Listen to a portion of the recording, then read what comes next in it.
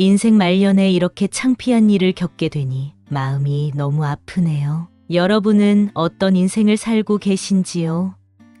부디 저 같은 일을 겪지 않으셨으면 합니다. 저는 60대 후반 여자예요. 삼남매 키우면서 일을 하기 시작했어요. 직업을 밝히지는 않을게요. 영업직인데 하다 보니 나름 인정받으면서 일했고요. 바쁜 엄마의 고통을 아는 아이들은 기특하게도 너무도 잘 커줬어요. 제가 일을 시작했을 때는 남편도 회사에서 인정받으며 높은 자리에 있었어요. 아이들 교육비를 보태려고 내 한 몸 희생하자 싶어 시작한 일이 너무 잘 된 거예요. 정말 죽을 힘을 다해 일했다고 자신 있게 말할 수 있습니다. 세 남매 모두 각자의 장점을 살려 좋은 대학에 갔어요. 둘째 딸은 음악을 전공했는데 현재 레슨비만 해도 어마어마하게 받고 있답니다. 열심히 일하는 동안 남편 건강이 안 좋아졌어요. 해병대를 제대한 건강한 사람이라 기초 체력이 있어 그런지 투병 생활하는데 많이 힘들어하지 않아 감사하게 생각하고 있답니다. 제가 돈을 많이 벌게 된 시점에 남편이 경제활동을 하지 못하게 되었어요. 남편은 제 손을 잡으면서 당신이 아니었으면 우리 5 식구는 손가락만 빨고 있었을 거야. 고마워. 내가 집안일 많이 도울게 하며 감사 표시를 했어요. 제가 생각해도 남편 혼자 외벌이 생활을 했더라면 우리 집은 과연 어떻게 되었을지 생각만 해도 눈앞이 깜깜합니다. 아이 레슨비, 학원비도 못 내주고 재능 있는 아이들이 제 꿈도 펼치지 못했을 게 뻔하니까요. 남편이 아픈 환경에서도 저는 더욱 일에 집중했어요. 죽기 아니면 까무러치기라는 식으로 버텼던 것 같아요. 큰아이는 고맙게도 4년 내내 성적 장학금을 받고 영광스럽게 졸업을 했고 지금은 대기업에 취업해서 연구원으로 재직 중에 있답니다. 막내는 미국 유학 준비 중이고요. 아이들 모두 대학을 졸업했으니 이제 큰 돈 들어갈 일도 없고 우리 가족 건강하고 자기 할 일 잘하면 되는 시점이 왔어요. 사실 이런 날이 과연 올지 너무 암담했는데 세월이 참 빠르게 흘러갔다는 생각이 드네요. 제가 하는 일은 고객을 만나는 일이에요. 제 상담을 받고 만족한 고객이 다른 고객을 소개해 주기도 하고요. 같이 일하던 동료가 사정이 생겨 일을 관둘 때 고객 리스트를 저에게 이관하기도 했어요. 저는 고객 한 분 한 분을 소중하게 생각했고 정성을 다해 상담했어요. 그 결과 15년째 저희 지점에서 최고의 자리를 지키고 있어요. 지점 입구 앞에 제 독사진이 입간판으로 세워져 있을 정도죠. 남편은 회사 일을 할 체력이 되지 않아 집에 있어요. 최고 점수를 주고 싶은 우리 남편 자랑 좀 해볼게요. 시골에서 가난하게 자란 수재고요. 고등학교 시절 기숙사에서 보냈고 서울에 있는 명문대학을 졸업했어요. 남편이 대학에 붙었을 때 마을 초입에 현수막이 걸릴 정도였다고 하니 어깨가 으쓱할 만도 한데 남편은 그렇지 않았어요. 교만하기 쉬운 환경에서도 겸손했고 누구보다 성실했어요. 좋은 직장에 다니면서 성과도 좋아 인정받았고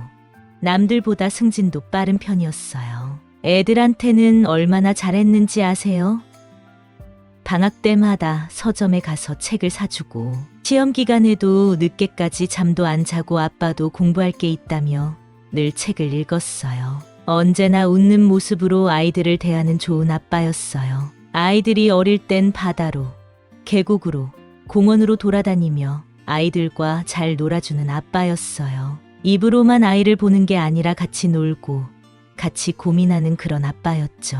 제가 아플 때는 옆에 사시는 장모님을 부르는 게 아니라 앞치마를 두르고 아이들이 좋아하는 요리를 직접 해서 먹여줬어요. 아이들이 열감기에 걸렸을 때 가재 수건에 물을 적셔 닦아주며 열 내리는지 체크하고요. 아이는 엄마 몫이 아니다. 같이 키우는 거다. 하면서요. 저희 시부모님도 무척 좋은 분들이었어요. 1년에 한 번 정도 저희 집에서 계시다가 내려가셨는데요. 매년 저희 동네 병원에서 건강검진을 하시고 시내 구경, 맛집 등을 돌고 가셨어요. 승용차를 사게 되면서 매주 주말마다 마트에 가서 장을 봐오고 정리도 같이 했어요. 저희 부부를 아는 사람들은 그렇게 다정하니 아이를 셋이나 낳았지 하며 은근 부러운 시선을 보내기도 했답니다. 아이들에게 교육비가 많이 들어가기 시작할 즈음 동네 엄마에게 같이 일하자는 제안을 받고 개인 사업자 등록을 내고 영업을 하는데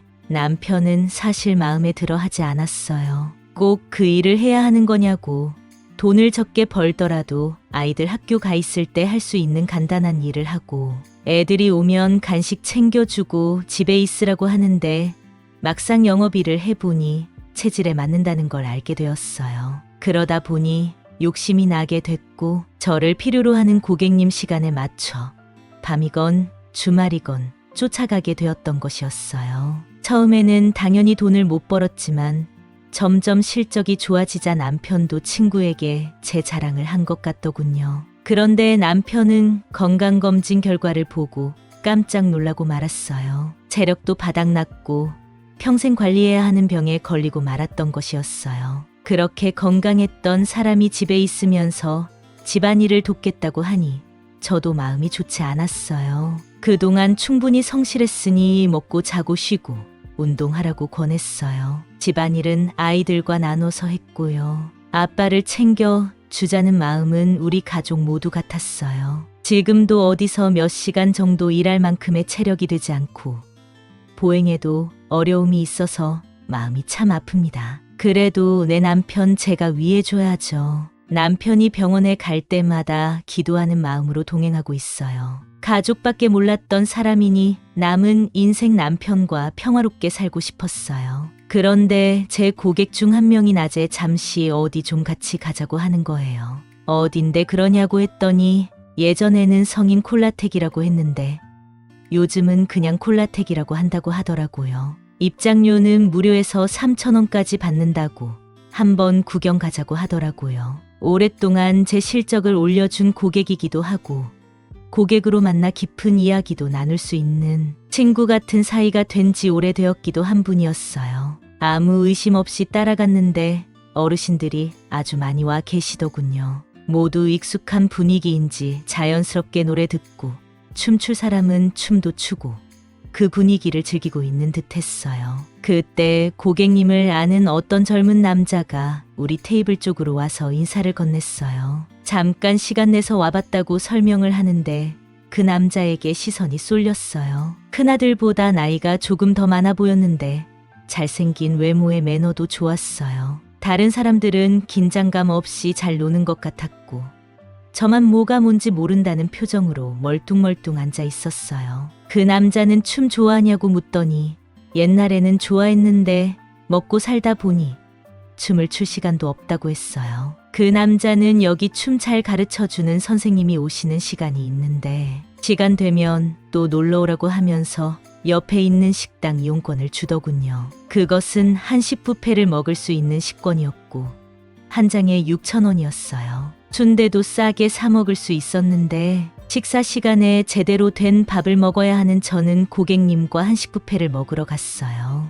저는 영업소 근처 식당에서 밥을 먹거나 고객 미팅 가서 단품 요리를 먹는 적이 많았는데 오랜만에 한식 뷔페를 먹으니 너무 맛있더군요. 그날따라 긴장을 풀고 엄청 먹었던 것 같았어요. 고객님께 이런 데 자주 오세요?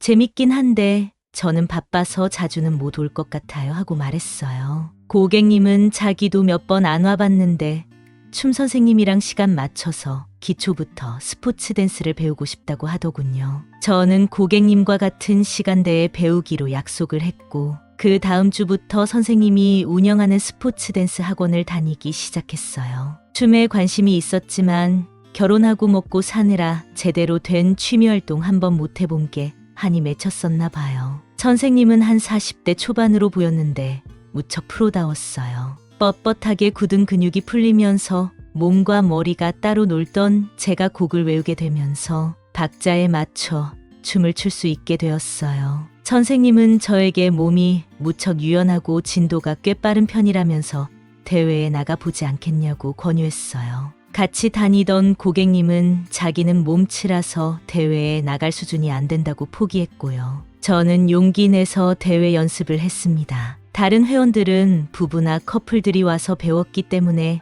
연습만 마치고 바로 귀가했어요. 댄스를 배우니 자신감도 생기고 괜히 기분도 좋아졌죠. 귀가가 늦어져서 남편이 약간 토라지긴 했지만 그동안 제가 얼마나 바쁘게 살았는지, 한 집안의 가장이 되어 이렇게 열심히 일하는지 누구보다 잘 아는 남편이었기에 적당히 배우고 대회 끝나면 집에 좀 일찍 들어오라는 말만 하더라고요. 남편이 대놓고 싫은 내색을 비친 적도 없었고 집에서 연습하는 제 모습을 보며 격려해 줄 정도로 남편은 제게 다른 재능이 있다는 걸 참 반기는 듯했어요. 그런데 선생님과 개인적인 대화를 나누게 될 일이 많아지면서 선생님도 자기 사정을 오픈하기 시작했어요. 이혼하고 혼자 살고 있는데 수강생이 적어 이 교습소 월세가 밀려 있다는 등 은근 슬쩍 자기 얘기를 하는데 매일 보는 사이에 선생님을 모른 채 할 수 없더라고요. 사실 제가 수입이 많긴 하지만 생활비에 새로 이사할 집 중도금 내느라 빠듯한 상황이었거든요. 선생님은 몇 달만 돈을 융통해줬으면 좋겠다고 하면서 아픈 남편에 대해서도 묻는 것이었어요. 기력이 없으면 회원님이 많이 외로울 텐데 어떻게 참았냐고 하면서 자기가 대신해줄 수 있는 것은 회원님을 위해 주는 것밖에 없다고 하는 거예요. 저는 그날에서는 안 될 일을 하고 말았습니다. 그것도 교습소에서 말이죠. 교습소 탈의실 안쪽 작은 문을 열어보니 작은 방이 하나 있었어요. 그곳에서 저는 맺힌 한을 풀었어요. 그동안 고객을 상대하면서 별의별 일을 다 겪고 들었는데 제가 이런 일을 겪게 될 줄은 정말 몰랐어요. 나만 당하지 않으면 된다는 생각으로 멘탈을 붙잡고 있었거든요. 그런데 그 제비 같은 남자에게 그런 매력이 있을 줄 몰랐어요. 남편이 체격이 더 큰데 선생님은 정말 남자다웠어요. 선생님은 대회 준비를 핑계로 마지막까지 저를 붙잡고 있었어요. 한 번이 어려웠지.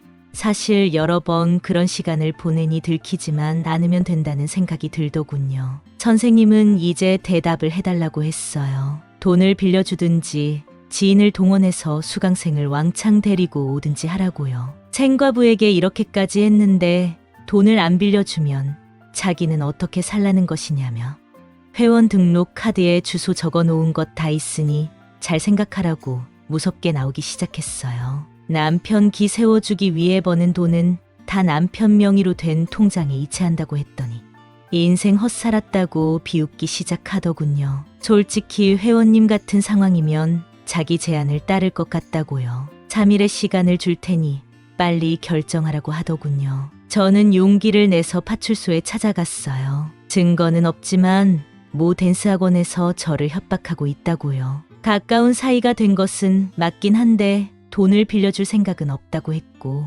경찰관은 조만간 수사를 진행할 거라고 하네요. 가족을 위해 열심히 일한 저에게 이런 수치스러운 일이 생겨서 아무 일도 못하고 있습니다. 같이 콜라텍에 간 고객에게 전화를 했더니 연락을 해도 받지 않네요. 아마도 저 제비 같은 놈을 연결해주고 돈을 뜯어내서 나눠 갖는 것 같은데 이 세상에 믿을 사람 하나 없다는 게 사실인가 봅니다. 저 남편에게 미안해서 어떻게 하죠?